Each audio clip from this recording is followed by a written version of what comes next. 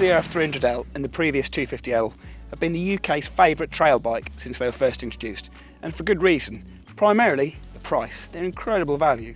Still under £6,000 for this latest one, mildly updated for 2025 with slightly better suspension, LED lights that are new, restyled, a couple of other little bits and pieces as well. By and large, it's still that great value made by Honda formula that we've come to love, and it's been a great introduction for people wanting to get into green laning and sort of more gentle off-road riding. But for the first time, Honda doesn't have the market to itself. There's a new competitor, and it actually comes from Suzuki, who were at one time the UK's favourite trail bike as well. So the previous DR350 and the DR-Z400S as well. Now, we've not had the DRZ in the UK if you're watching from the US or I believe Australia as well, where it was sold for longer.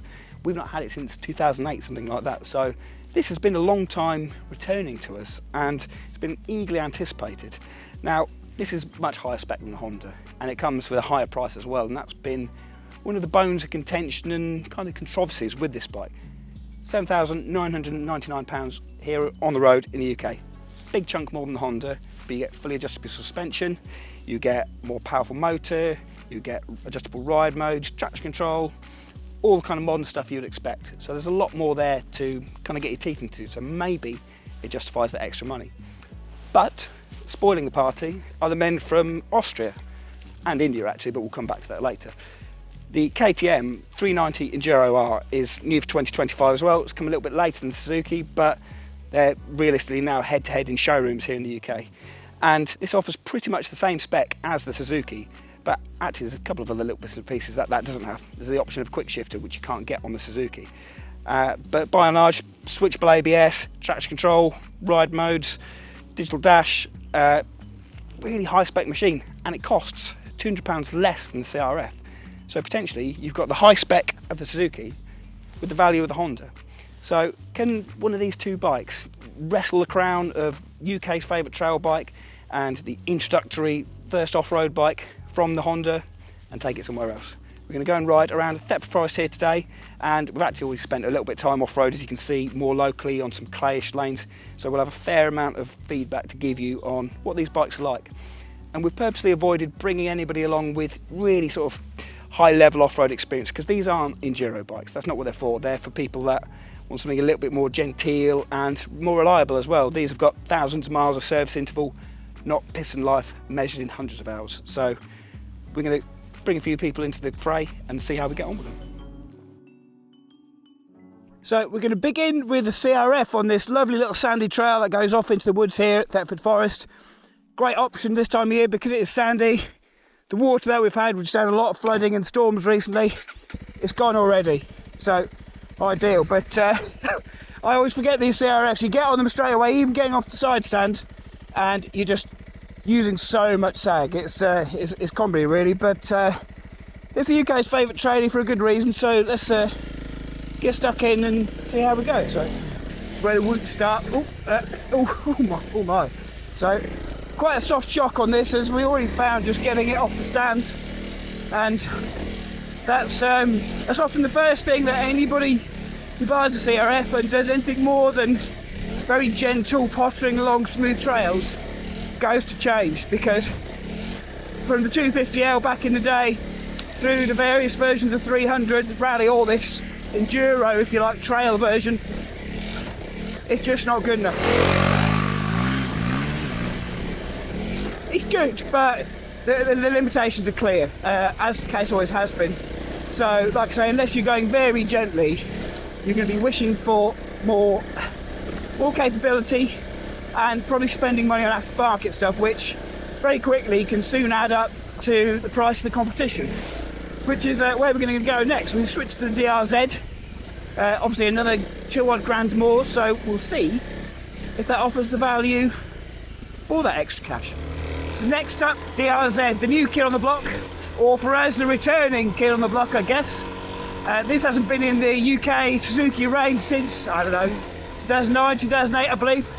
And it's a gap that in the market that has waited to be filled that whole time. And we're so glad it has, because on the launch I felt that this was kind of unique in a way, and so far today, compared to the CRF, it definitely feels like a cut above. Let's pop it over there. There we go. That's it. And over that. Oh, the suspension is so good. Compared to the Honda, which very suddenly kind of runs into its upper limit of what the suspension will take, this is more like an enduro bike in terms of ride quality and overall stability. It's much easier to ride than the Honda, which it is what it is. It's a sub £6,000, built to a budget, beginner trail bike, but this is in a different league. So then finally onto the KTM, which in theory is baby bear's porridge. So price of the Honda, but the kind of level of technology and feature of the Suzuki. The KTM is a platform engineered bike. It shares kind of a fair amount with the 390 Duke and definitely with the new 390 Adventure R that's been released this year. Oh, Christ. Oh, nearly had to get the bleeps out then. Whereas this stands its ground a bit more initially. When you start showing it something more technical like this, that's when you kind of start having issues with its kind of road bike origins. You don't have that low rev grunt to rely on, and it's just a bit harder work, and I'm instantly feeling more tired than I was in the DR-Z. So it's a step above the Honda, but it's not a patch on the Suzuki, which is built as a dedicated off-road bike. There's no sharing of components and anything else. Yeah, not quite what as advertisers say, but pretty damn good. And there's the value as well, so we'll take that into consideration when we have our final thoughts. About 2 days on and off-road. Spent a little bit of time on the road, but mostly we split our time between some trails in Cambridgeshire, down here in Suffolk at Thetford, and something a little bit more sandy, a little bit more technical. 5 rides as well. So myself, we've also had John Urry, one of our regular road testers, who's, by his own admission, his off-road skills are minimal. If things get a bit loose and sloppy, he sits down and sticks his feet out, bless him.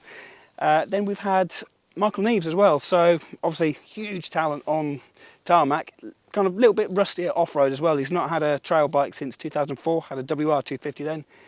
The only off-road he's done since then has been big adventure bikes, which is a little bit of a different kettle of fish. Then we've also had Matt Wildy from Ride Magazine, who kind of guest tested, who's had quite a few trail and enduro bikes over the last few years. It's a bit of a midlife crisis for him, I guess, so he's got a reasonable read on things. Then we've also got Justin Hazelden, the newest member of our road test team. He spent a lot of time working with Enduro India, kind of once upon a time, so lots of off-road experience in a more sort of gentle setting as well. And then myself, kind of sporadic off-road experience and probably a little bit more ambition than talent sometimes, but I kind of vaguely know what should be going on. So all in all, we've got a fairly good cross-section of people who might actually buy one of these rather than kind of ex-enduro guys who are going to look for a lot more than these bikes can offer. So we'll start with the Honda because that has been the UK's favourite. There's going to be lots of you watching this who own one of these wondering how it fares. Short answer is it's had its day. It's that much more basic, got less power, the features are just a bit more clumsy, not being able to turn the front ABS off. That can be annoying at times, and it is what it always has been. But these two have come along and offered a lot more. And when the KTM costs less than the Honda does, you can't really argue much of a case for the Honda other than the fact that it will give you that Honda reliability. Despite being made in Thailand rather than Japan, which is kind of where Honda made their name, they stand up really well. They're a proven product, and if that's all that matters to you, then it's a good option, but it's not the best. When it comes to splitting the other two, however, things are a little bit more tricky. So clearly we've still got over £2,000 of kind of price on the Suzuki over the KTM. Now, cost and value are different things really. Now, £7,999 seems a hell of a lot of money for a fairly simple trail bike when actually you can buy a Chinese-made adventure bike with kind of lots more, not bells and whistles, but kind of more road bias features. And you think, well, why would you pay that much for one of these? But what the Suzuki is it's a kind of most of the way to an enduro bike, but without the pitfalls that come with one of those for just normal guys who want to come ride lanes like this. It's easy to ride. That engine just chugs from the bottom. It's got great inertia, great manners. Stick it in B mode and the throttle response is lovely. You put it in A mode, you've got that little bit more snap there if you're kind of riding it a bit faster rather than doing slow technical stuff. Suspension quality is absolutely fantastic, no problems with whatsoever. And one of the comments that Matt made based on his experience of owning a 690 Enduro R, CRF300L as well, that those needed set about the box. They were that little bit more hard work, whereas he kind of felt that he'd change nothing on this. He knows these trails really well, so direct point of reference, and he said, I just ride it, fit the tyres I want, off you go. Something has to be said for the rider mode as well. So there's a gravel mode in this as well, which allows a certain amount of slip and spin, but what it doesn't allow it to do is get really out of control, really sideways. And what that gives you is the ability to go up steep climbs, which might be kind of perhaps at the limit of your comfort zone, or really kind of slick, dirty, sloppy days. The other day when we were kind of off camera riding around Cambridgeshire, it's kind of on a bed of clay and it was really greasy and we were getting a bit squirrely. I mean, what we should actually say is we fitted these bikes with Mitas Rock Rider tyres as well, because the standard fitments, they're a little bit variable. The KTM in particular actually comes on 50/50 Metzler Carews, which they just wouldn't have worked here today, or particularly for the other day of riding we did in the clay. The Honda and the Suzuki as well, they come on fairly basic sort of 50/50 cheap trail tyres. So these are a massive step up, and we're grateful for the support we've been given on those. That's made all the difference.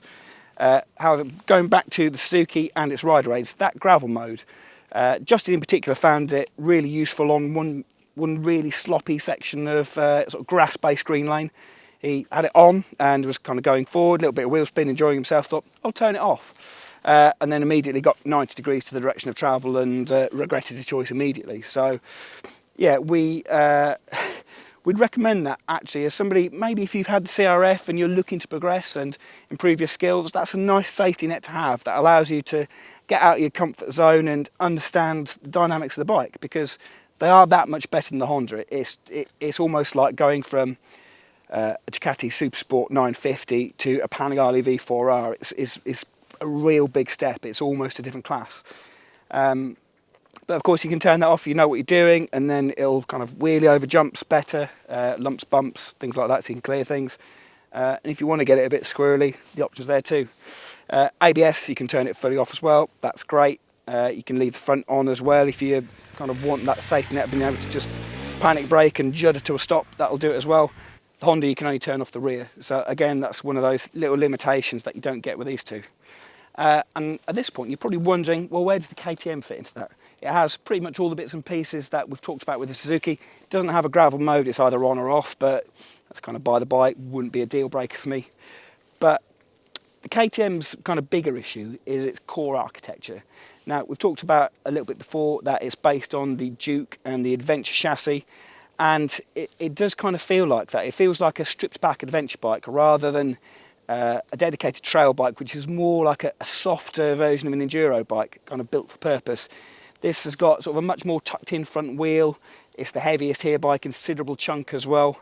It's got the least suspension travel, and to a point that's not a problem, because what KTM have done, they've implied as much their knowledge about building dirt bikes as they can to the suspension, the brakes, damping rates, things like that, even the riding position. And actually for me the riding position was the best here. It's kind of the most open, easiest to control, but you can't get away from the fact that it has that extra mass. It has that kind of limited ability to deal with the big bumps, particularly the rear shock. At some of the sections here where there's kind of continuous whoops and it's kind of really pounding through its travel, you end up finding that it gets a little bit hot and it gets even looser still. And all you have is a rebound damping screw to try and counter that, whereas the Suzuki, no such problem. Yeah, and there's just a few times where it really kind of ran into difficulties with that really rough stuff. And there's no rocks or roots here, and if you introduce that as well and some technical climbs, perhaps this would really sort of come undone, I think. That's kind of the limit. If you're coming from a CRF250 or 300L, you've got much more power, you do have better suspension, it is more composed, but again, you will run into a ceiling with it. So it's good, but there's only so much you can do with it, and I think for the best will in the world, there's only so much you can do in terms of modifications and improvements as well, even with the sort of $2 that you save over the Suzuki. I mean, as Matt mentioned, he believes that the Suzuki is a $4 better bike. So probably a little bit of an exaggeration, but that's how it felt today. It's leagues apart in terms of its off-road ability. But of course, there's a little bit more to the ownership experience than that. So there's a few of the little bits and pieces that we've picked up in the course of this test. So just touching on road riding briefly, if you're buying a trail bike, you're probably not going to be too concerned with how it is on the road, but all three are fine. The KTM is actually the best mannered on the road. Weirdly, it didn't like road pressures in these knobbly tyres. It was actually better on a lower pressure on the road, which is, I think, again, a quirk of the sort of hybrid on-off-road geometry. So that's kind of probably tells us why it comes on 50/50 tyres as standard. Suzuki is good, a little bit exposed. Honda gets a little bit breathless above 60. Touch upon the fifth gear issue, well, lack of sixth gear issue really with the Suzuki. Yeah, you are starting to kind of run out of sort of comfortable RPM, sort of 70 or so, but I mean, it will go on beyond that a fair amount. So you're not revving the knackers off it. It's not the end of the world. It's not a deal breaker for me. Would it have been nice if they put it in there? Yes. Should they do it with the next iteration? Yes. But that wouldn't put me off this. And then just little bits and pieces in terms of, we've touched upon that the KTM is built in India as well. Honda is built in Thailand. And that you can tell they've kind of tried to build it down to a price. That's not the Honda that we know and love. Not quite to the same extent in terms of fasteners, paint and platings. It's pretty good to be fair, but you look at it and it looks like a cut price bike. KTM and their Indian partner, or owner these days really, Bajaj, they've done a really nice job of this. You wouldn't think that this is a bike that has been sort of outsourced to a production line that is, it has a lower cost basically. It's a really nice thing, obviously kind of high level WP componentry, nice handlebars, adjustable clamps as well. That's a nice touch that the Suzuki doesn't have. Again, limitations, they come down to its road bike origin. So you've got the low slung exhaust pipe under here. Where we were riding the other day, lots of pine needles in the forest, they all bunched up in this big aluminium belly pan. And we stopped to take some pictures and noticed that there were embers forming in there, because it all focused around the catalyst there, bunched up under there on fire, and our photographer Adam, a man who enjoys his hydration, had to pee on it.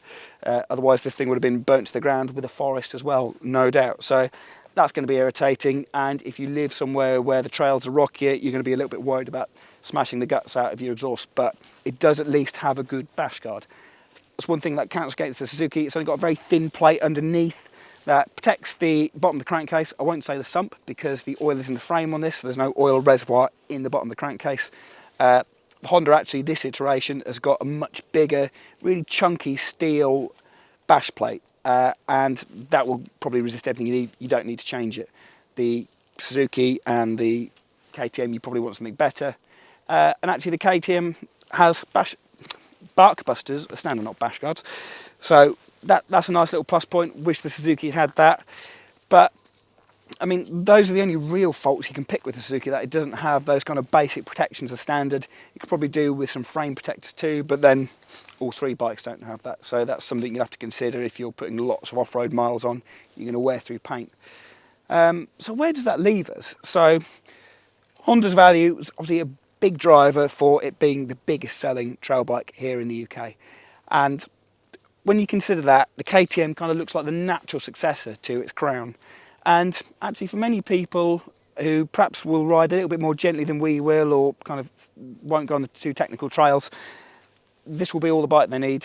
It's cheaper than the Honda, and it should be a really good sort of medium-term ownership proposition.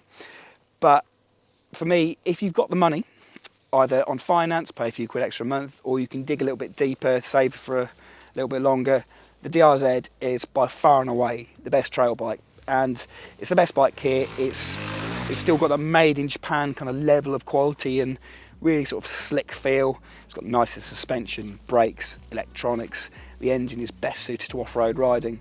And as some kind of really quick guys on the launch, some sort of American supercross, motocross riders were saying, you could enter this in Enduro and it would be absolutely fine. Maybe not win, but it would get through.